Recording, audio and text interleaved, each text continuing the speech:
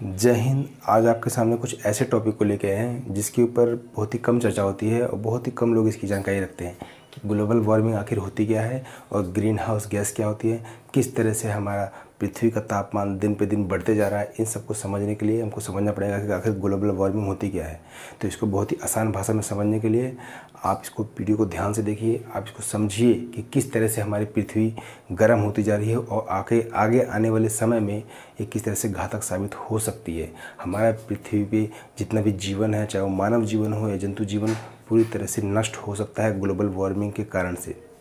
इसको समझेंगे तो सबसे पहले समझेंगे ग्लोबल वार्मिंग आखिर होती क्या है। ग्लोबल वार्मिंग से मतलब है कि ग्लोबल वार्मिंग जिस तरह से, देखिए ग्लोब का मतलब होता है पृथ्वी और वार्मिंग का मतलब होता है गर्म होना। तो वार्म का मतलब गर्म होना, ग्लोबल का मतलब पृथ्वी। तो पृथ्वी का गर्म होना ही उसको बोलते हैं ग्लोबल वार्मिंग। और दिन पे दिन इसका तापमान बढ़ता ही जा रहा है ग्लोबल वार्मिंग, इसी को बोला जाए ग्लोबल वार्मिंग। और अगर बोला जाए कि ग्रीन हाउस गैस, तो ग्रीन हाउस गैस क्या होती है इसको बाद में समझेंगे। इससे पहले हमको समझना पड़ेगा कि ग्लोबल वार्मिंग क्या होती है। इसको बेसिक रूप से समझने के लिए इस स्ट्रक्चर को देखेंगे ध्यान से कि किस तरह से ग्लोबल वार्मिंग होती है। सबसे पहले समझेंगे कि ये देखिए अपना सन है, सूरज, और यहाँ पे पृथ्वी है। तो जब भी कोई प्रकाश की किरण या पृथ्वी पर जब भी पड़ती है सूरज की किरण, तो कुछ इस रूप में आती है। इस रूप में पृथ्वी पर प्रकाश आता है सूरज का। जब ये आता है तो ये हमारी पृथ्वी है और ये इसके चारों तरफ इसका वायुमंडल है। पृथ्वी के चारों तरफ उसका वायुमंडल है। आपको मालूम होगा पृथ्वी के लगभग 100 किलोमीटर तक, पृथ्वी की सतह से उसके 100 किलोमीटर ऊपर तक पृथ्वी का वायुमंडल है, जिसमें बहुत सी अन्य गैसें जैसे ऑक्सीजन, कार्बन डाइऑक्साइड, ओजोन, बहुत सारी गैसें इसमें पाई जाती हैं। तो पृथ्वी का वायुमंडल चारों तरफ से पृथ्वी को घेरे हुए है और इस तरफ से है पृथ्वी। तो जब भी कोई प्रकाश की किरण आती है पृथ्वी, यह शॉर्ट्स वेव के रूप में आती है। इसको बोलते हैं लघु तरंग। ये लघु तरंग या सोलर रेडिएशन, सौर विकिरण के रूप में ये पृथ्वी पर पड़ती हैं। जब ये पड़ेंगी पृथ्वी पर तो पृथ्वी को पूरी तरह से गर्म करेंगी, और जब गर्म करेंगी तो कुछ वापस भी लौट के जाएंगी ना। तो यहाँ से जब पृथ्वी पर पड़ेंगी ये तो कुछ वापस भी लौट के जाती है। तो वापस लौट के जब जाती है तो इसको जो पृथ्वी का वातावरण है, वायुमंडल है, ये इसको कुछ रोक कर रखता है। इसको कुछ जब रोक कर रखेगा तो पृथ्वी को गर्म करेगा। जब ये रोक के रखेगा पृथ्वी को गर्म करेगा। अब देखिए भाई, यहाँ से तो पड़ी है, यहाँ से तो सीधे आई, सीधे पड़ेंगे कहाँ, पृथ्वी पर। जब पृथ्वी पर पड़ेंगी तो पृथ्वी से वापस भी लौट के जाएंगी। तो कुछ किरणें जब वापस लौट के जाएंगी तो पृथ्वी को जब वापस लौटेंगी तो पूरी तरह से लौट के नहीं जा पाती वो। यहाँ से बहुत सारी जो किरणें आती है तो पूरी तरह से लौट कर वापस नहीं जा पाती। कुछ किरणों को यहाँ पर एब्जर्व कर लिया जाता है, उसको सोख लिया जाता है। सोखने का मतलब है कि उसको अपने पास रख लिया जाता है। तो कुछ किरणें तो वापस जाती हैं, कुछ सोख ली जाती हैं। इसी पर भी ओजोन परत की एक सुरक्षा कवच पड़ा हुआ है। यहीं पे ओजोन लेयर पाई जाती है। ओजोन लेयर यहीं पे पाई जाती है। ओजोन लेयर से जितनी भी आती हैं वो फिल्टर होकर आती हैं। ओजोन लेयर क्या काम करती है कि जो किरणें आती हैं ना, बहुत सारी किरणें आती है, बहुत से हानिकारक किरणें, पराबैंगनी किरणें आती हैं, उसको फिल्टर करके ही भेजता है। और सबसे बड़ी बात देखो, कोरोना काल में क्या हुआ है, कोरोना काल हुआ, कोरोना में सब लोग लॉकडाउन में बैठे हुए थे अंदर। तो इससे सबसे एक अच्छी बात ये हुई है कि जो हमारी ओजोन लेयर थी उसमें छेद हो गया था, बहुत पहले छेद हुआ था उसके अंदर, वो छेद पूरी तरह से बंद हो चुका है। ये एक बहुत ही अच्छा जो है मैसेज है वातावरण के लिए कि ओजोन लेयर में जो छेद था वो बंद हो चुका है। तो जितनी आने वाली किरणें हैं वो यहाँ से फिल्टर होकर आती हैं, तो जब पृथ्वी की सतह को गर्म करती हैं। अब आप देखिए ना, पृथ्वी की सतह जब पूरी तरह से गर्म होगी तो दिन में तो गर्म होगी ना, फिर वापस भी तो लौट जाएंगे। शाम के समय क्या होता है, दिन के समय में क्या सूरज पड़ता है पृथ्वी पर।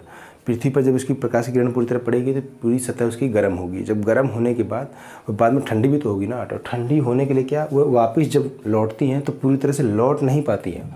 वो पूरी तरह से लौट नहीं पाती है, उसको कुछ एब्जॉर्ब कर लिया जाता है, उसको अवशोषित कर लिया जाता है। तो जब अवशोषित की जाती हैं उन्हीं को क्या बोला जाता है, ग्लोबल वार्मिंग। और जब ये ज़्यादा मात्रा में अवशोषित होने लगे तो पृथ्वी का वैश्विक तापमान बढ़ता ही जाता है। अभी नॉर्मल रूप से देखा जाए तो पृथ्वी का टेम्परेचर पाया जाता है 14 डिग्री सेल्सियस से लेकर के 15 डिग्री सेल्सियस। 14 डिग्री सेल्सियस से 15 डिग्री सेल्सियस तक पृथ्वी का औसत तापमान है। 14 से 15 डिग्री सेल्सियस तक पृथ्वी का औसत तापमान माना जाता है। अगर देखिए दिन में क्या होता है, दिन में गर्मी के मौसम में 37-38 डिग्री भी पहुँचता है और फिर शाम के समय में फिर नॉर्मल भी होता है। तो औसत तापमान अगर इसका देखा जाए एवरेज, तो 14 से 15 डिग्री सेल्सियस का औसत तापमान होता है। इसका मुख्य रूप से कारण क्या है? देखिए, पृथ्वी गर्म हो रही है, इसका मुख्य रूप से कारण क्या है? तो इसका मुख्य रूप से कारण है कार्बन डाइऑक्साइड गैस। जितने भी ग्रीन हाउस गैसें हैं, यही इसका कारण है कि अपने वैश्विक तापमान को बढ़ाई जा रही हैं। अगर तापमान बढ़ता है पृथ्वी का, इससे खतरा क्या है? इससे खतरा ये है कि अगर पृथ्वी का तापमान बढ़ेगा तो जितने भी ध्रुवों पर अपने जो ग्लेशियर हैं या फिर जितने भी ध्रुव पे जितनी भी बर्फ़ की चट्टानें हैं, वह सब पिघलेंगी धीरे धीरे। जब वह सब पिघलेंगी तो क्या होगा? जल स्तर, समुद्र का जल स्तर बढ़ेगा। जब जल स्तर बढ़ेगा तो जितनी भी ज़मीन है अपनी, जहाँ पे मनुष्य रहता है, वह सब क्या होती है? जलमग्न हो सकती है। इसलिए इसको रोकने के लिए बहुत सारे उपाय भी किए गए हैं और इसको समझना इसलिए ज़रूरी है कि अगर हम इसको नहीं समझेंगे तो हम भी इसका कहीं न कहीं मुख्य रूप से जो इसका ह्रास कर रहे हैं, जो पेड़ पौधों की कटाई हो रही है, जिस तरह से मनुष्य अपने संसाधन को देखने, अपने रहने के लिए, अपने जीवन को यापन करने के लिए जंगलों को नष्ट करता जा रहा है, तो इसका मुख्य रूप से कारण है ग्लोबल वार्मिंग का। वो पृथ्वी के तापमान को बढ़ा रहा है, वो गर्म कर रहा है पृथ्वी के तापमान। इसको हमने समझा ग्लोबल वार्मिंग को। अब समझते हैं green house gas. Green house gas आखिर होती क्या है? इसी को बोलते हैं ग्रीन हाउस गैस। ये हमारा पृथ्वी का वायुमंडल है और यहाँ पे पृथ्वी है, यहाँ से सूरज की किरणें पड़ती हैं इस पर। ओके, तो ये क्या होगा? यहाँ पे CO2 कार्बन डाइऑक्साइड, बहुत सारी गैसें यहाँ पे पाई जाती है। कार्बन डाइऑक्साइड, बहुत सारी गैसें हैं इसमें, वायुमंडल में बहुत सारी गैसें हैं। तो कार्बन डाइऑक्साइड मुख्य रूप से ग्रीन हाउस गैसें के रूप में जानी गई है, कार्बन डाइऑक्साइड। और जो जलवाष्प होते हैं इन दोनों को मुख्य रूप से ग्लोबल वार्मिंग कार्बन डाइऑक्साइड यहाँ पे पाई जाती है। तो कार्बन डाइऑक्साइड जो भी जितने भी यहाँ पे प्रकाश किरण पड़ रही है ना, तो कार्बन डाइऑक्साइड उसको सोखती है। कार्बन डाइऑक्साइड वही गैस है जो हमारे पृथ्वी के तापमान के संतुलन को बनाए रखती है। अगर ये कुछ कम होती है, अगर हमारे पृथ्वी पर इसकी मात्रा, हमारे वायुमंडल में इसकी मात्रा कम होती है, तो पृथ्वी का तापमान में असंतुलन हो जाएगा। अगर वह होता है तो जीव जंतु, पेड़ पौधों पर खतरा आ सकता है। जब हमारी पृथ्वी नई बनी थी तो पृथ्वी पर जल भी था।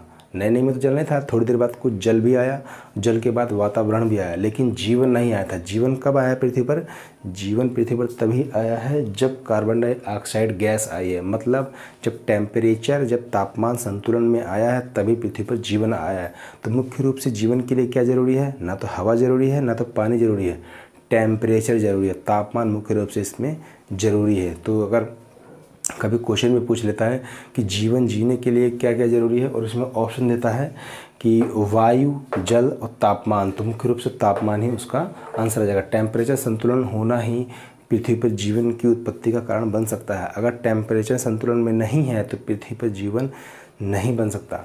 तो समझेंगे सबसे पहले कि किस तरह से ग्रीन हाउस गैसें काम करती हैं और इसको ग्रीन हाउस गैस ही क्यों कहा गया है।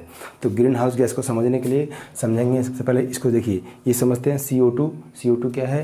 यहाँ से जब भी कोई किरण, प्रकाश की किरण जब आएगी, आप यहाँ से लौट के जा नहीं पाती पूरी तरह से।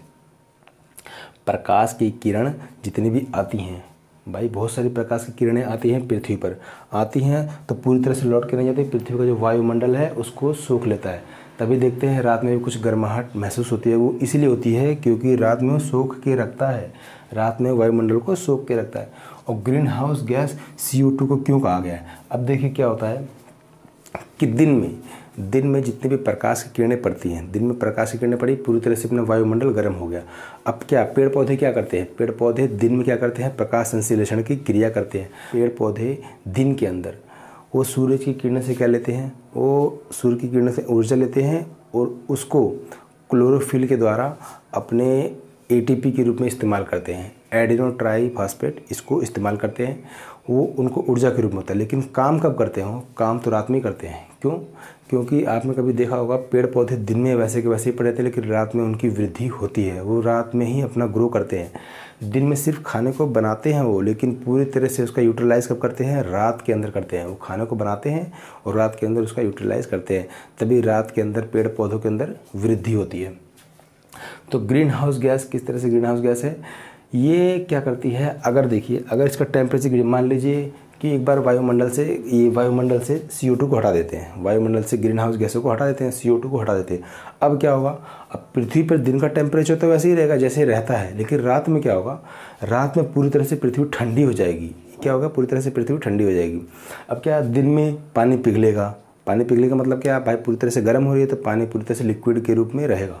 लेकिन रात में क्या होगा, रात में पृथ्वी में पूरी तरह से जम जाएगा, पूरा जितना भी पानी है पूरी तरह से जम जाएगा। इसमें जीवन नहीं पनप सकता, क्योंकि पेड़ पौधे क्या हैं, वह रात में ही अपने भोजन को यूटिलाइज करते हैं। इसलिए कार्बन डाइऑक्साइड जो गैस होती है, इसको ग्रीन हाउस गैस कहा गया है। ग्रीन हाउस गैस पेड़ पौधों का घर होती हैं, इसलिए इसको बोलता है ग्रीन हाउस गैस। अब मान लीजिए आपने कभी सुना होगा जो बर्फीले जो क्षेत्र होते हैं, जैसे मान लीजिए ग्लेशियर या फिर साइबेरिया वाले क्षेत्र, वहाँ पे अगर हमको गर्म मौसम वाली सब्ज़ी उगानी है या उसको इस्तेमाल करना है, उसको खाना है, तो उसको हम क्या करेंगे, उसको हम पहले क्या करते हैं, एक कांच के एक घर बनाते हैं। पहले कांच का एक घर बनाएंगे,